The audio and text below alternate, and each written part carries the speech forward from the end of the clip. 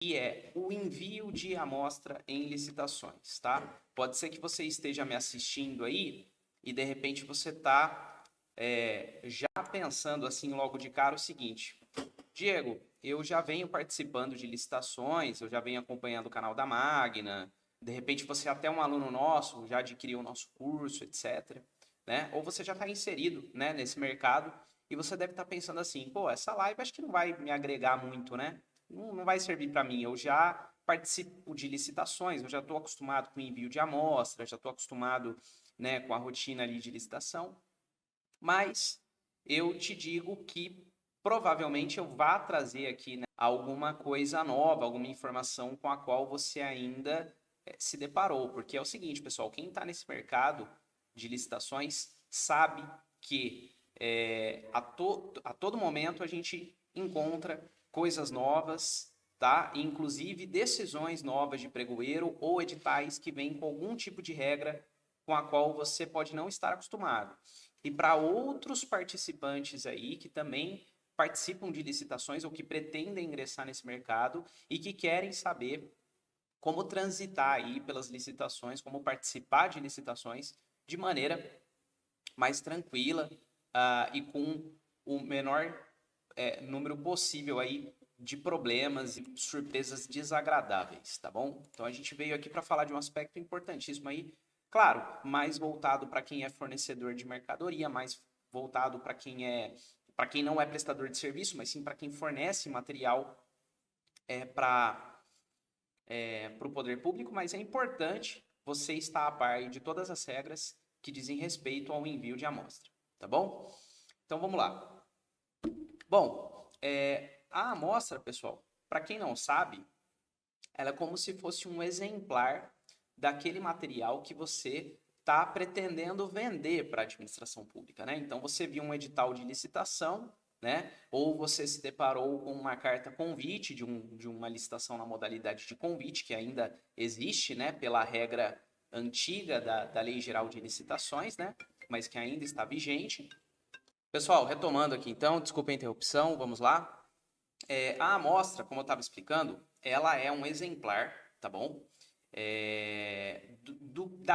Daquela mercadoria que você está disputando na licitação. Então, você se deparou com um edital de um pregão eletrônico, por exemplo, que te interessou, ou você se deparou com uma carta convite, né? Porque a modalidade de convite ela ainda existe de acordo com a sistemática anterior da Lei Geral de Licitações, né, que é regida pela Lei 8666, ou se não, você se deparou com um convite, né? Com um convite não, perdão, com uma cotação eletrônica ou uma dispensa eletrônica, né?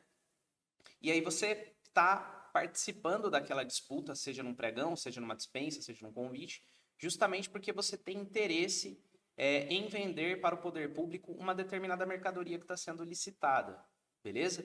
E aí o que, que acontece? A administração pública, ela, para verificar se a mercadoria que você está ofertando tem qualidade, está em conformidade com o edital, vai atender às necessidades da administração, ela pede uma amostra, um exemplar daquela marca e modelo que você ofertou na licitação, né? De acordo com a proposta que você apresentou, ok? Então, caso você vença a licitação, né, a administração, ela de maneira preventiva quer verificar se a sua mercadoria vai atender à necessidade dela. O que ela faz? Ela pede uma amostra logo depois da fase de lances. Normalmente é logo depois da fase de lances que a amostra é solicitada. Então, basicamente, é isso que a administração pública ela quer conferir quando ela te pede uma amostra.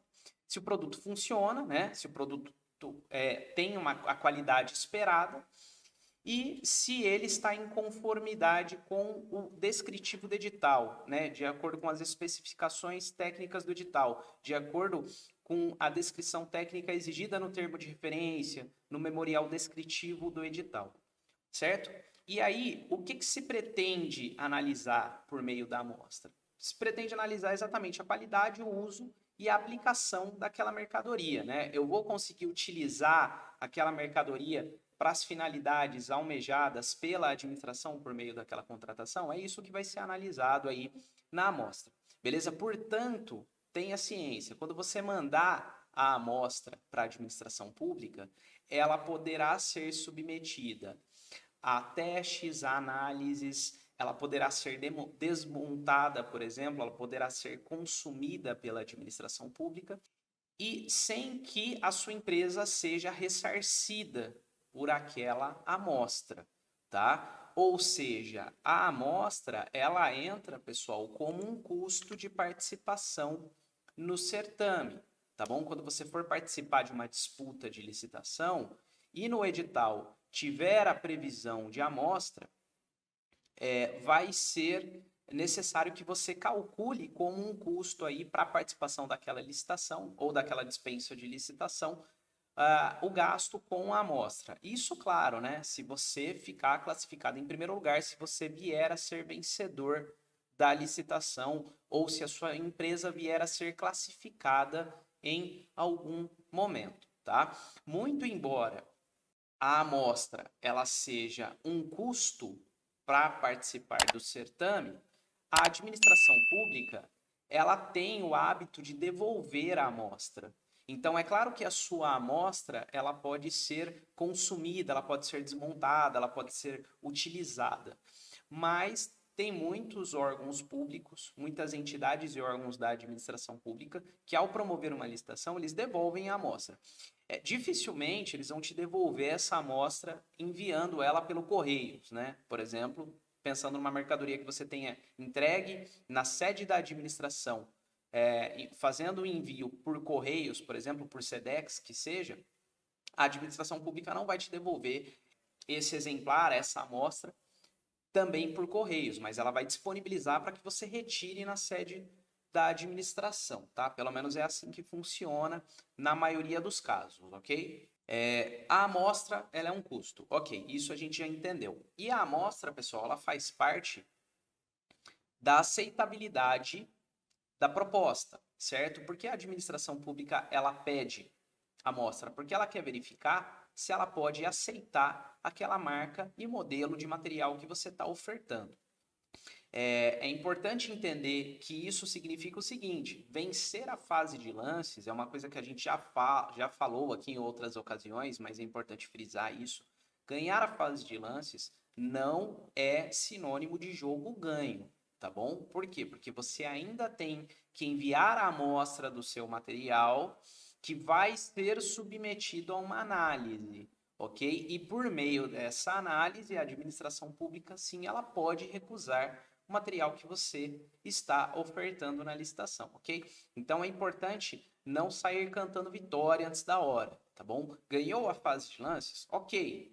Providencie a amostra, claro, mediante a solicitação da administração. Lembrando, a amostra ela não é solicitada em 100% dos editais, não é solicitada em todos os editais, tem muitos editais que não pedem, e mesmo que o edital mencione o envio da amostra, é importante que você aguarde, depois de encerrada a fase de lances, a convocação formal para o envio da amostra, tá bom?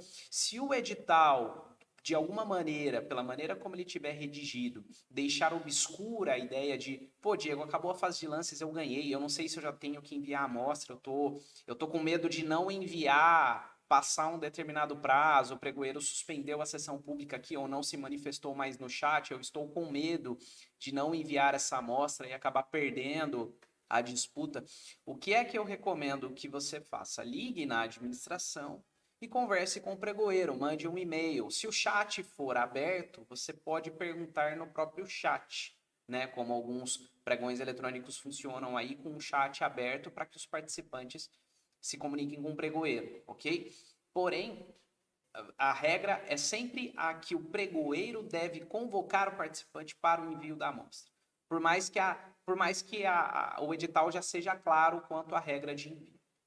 Aí é o seguinte, a verificação de pedido de amostra, pessoal, quando você confere se a licitação, se naquela disputa será pedido ou não amostra, a gente está falando de uma precaução que ela é anterior a tudo, que também é algo que nós já mencionamos aqui em licitações em edições anteriores, em vídeos anteriores, que é o seguinte: a verificação do pedido de amostra, ela está relacionada com a ideia de que você deve ler o edital na íntegra, ok? Então, não vá participando da licitação, dando esse tiro no escuro de não ler o edital antes, certo? Porque essa é uma informação, inclusive, que você não vai ter clareza no momento da disputa, né? O edital, ele menciona a necessidade de amostra. Então, leia o edital na íntegra para você se inteirar, para você ficar a par, não apenas da regra relativa ao envio da amostra, mas para que você fique a par de todas as outras demais regras,